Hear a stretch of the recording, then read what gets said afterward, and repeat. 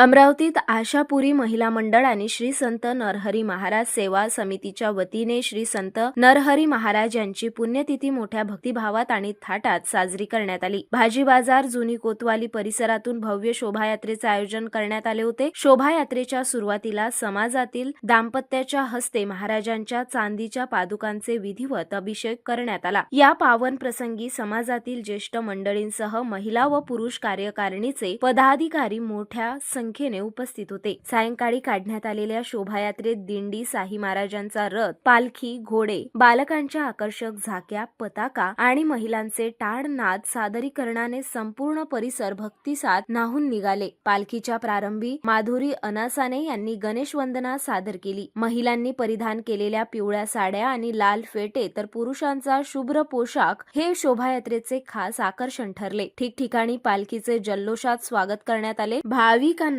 शरबत व थंड पेयांचे वाटप करण्यात आले। शोभायात्रेनंतर समाजातील गुणवंत विद्यार्थ्यांचा सत्कार करण्यात आला। तसेच नवनिर्वाचित नगरसेवक प्रियंका पाटणे यांचा शाल, श्रीफळ व विठोबा रुक्माई मूर्ती देऊन गौरव करण्यात आला। कार्यक्रमाचे सूत्रसंचालन विशाखा हरमकर यांनी केले। उपस्थितांचे आभार पूनमताई अनासाने यांनी मानले, तर स्नेहलता करुले यांनी मनोगत व्यक्त केले। शेकडो समाज बांधवांच्या उपस्थितीत महाआरती व महाप्रसादाने हा धार्मिक सोहळा भक्तिमय वातावरणात यशस्वीरित्या पार पडला।